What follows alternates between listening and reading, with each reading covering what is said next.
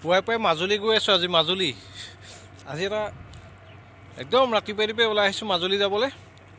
একদম ৰাতিপুৱাৰ ভাগৰ এটা নৈৰ ওপৰত একদম কুঁৱলী পৰি আছে। আপোনালোকক দেখুৱাইছোঁ, ৰাতিপুৱাৰ বেলিও ওলাইছে।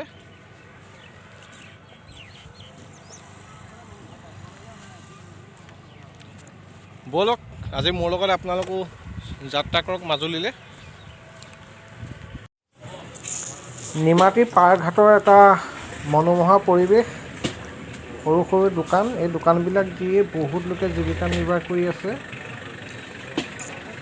কিয়নো বাৰিষা কালি এই জেগাসমূহ পানীৰে ভৰপূৰ হৈ যায়, পানীৰে উপচি পৰে। ব্ৰহ্মপুত্ৰৰ বুকুত এখন চাওক, বিশাল নাও। ৱাও, এয়াই যোৰহাটৰ নিমাতী ঘাটৰ এক পৰিৱেশ। বাহ, এইখনতহে এদিন উঠি চাব লাগিব।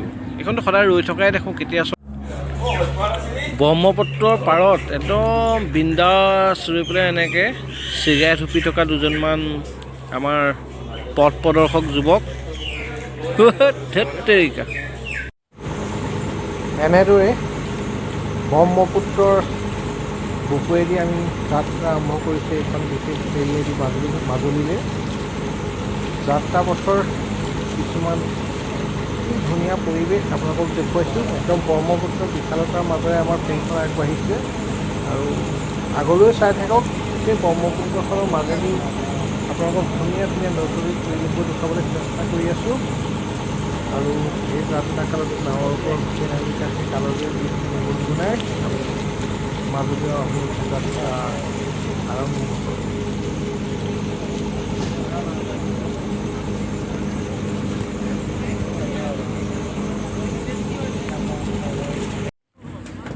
এনেদৰে বিৰাট ভয়ভাৱে চাওকচোন, এখন নাৱৰ ওপৰত ইমান সোপা গাড়ী বাইক মানুহ একেলগে তুলি আমাক লৈ গৈ আছে মাজুলীলৈ। মানে এটা বহুত ভাল লগা পৰিৱেশ, যদিও মনত এটা শংকাৰ ভাৱ নিশ্চয় থাকিব। কাৰণ ইমান এখন গভীৰ, মানে ইমান ইমান ডাঙৰ এখন বিশাল নৈৰ মাজত ইমান সোপা মটৰচাইকেল, বাইক, গাড়ী আৰু মানুহৰ সমন্বয়েৰে আমাৰ মাজুলীলৈ যাত্ৰা। কিন্তু মজা আছে, এই মজা আৰু ক'ত।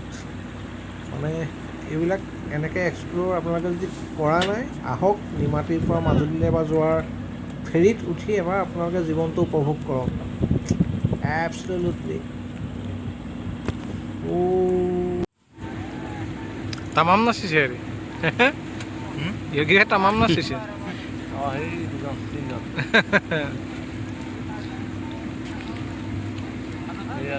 এই টুপি ধৰি লোৱাৰ পিছত এনেকুৱা কেইজনক কোনে পায় আৰু একদম জিংগালালা হৈ যায়। এই মহাবাহুৰ বিশালতা, এই মহাবাহুৰ মাজত মানে ভয়ংকৰ, মানে ইমান দূৰপাৰ পানীৰ মাজত যদি কোনোবাই জীৱনটোক উপহাস কৰে, তেতিয়াহ'লে হৃদয় বিদাৰক ঘটনাবোৰ ঘটে। আপোনালোকতো সকলোৱে জ্ঞাত চাগে। ময়ো আজি মাজুলীৰ পৰা যোৰহাটলৈ ফেৰীয়েদি পাৰ হৈছিলোঁ, কিন্তু আকস্মাত এখন সৰু ফেৰীত 17জনকৈ লোকক লোট দি আনি পেলাই যি মৰ্মান্তিক ঘটনা ঘটিলে, আপোনালোকে ভাবি চাওকচোন। এখন টুলুঙানত 17জনকৈ যাত্ৰীক লৈ, মানে নিজৰ জীৱনটোৰ প্ৰতি মৰম নথকা মানুহৰ এনেকুৱা অৱস্থা হয়। আগলৈ সকলো সতৰ্ক হওক, বিৰাট দুখজনক। নিজকে বচাই ৰাখিবলৈ চেষ্টা কৰি সদায় জীৱনটো উপভোগ কৰক। জীৱন জিন্দাবাদ। জিতি যথেষ্ট মজিয়াৰ পৰা আজি মই চিৰ উদ্গতে বিদায় লৈছোঁ। আগলৈ পুনৰ এটি ভিডিঅ'ৰ মাধ্যমে লগ পাম। সকলোকে আজিলৈ বাই বাই।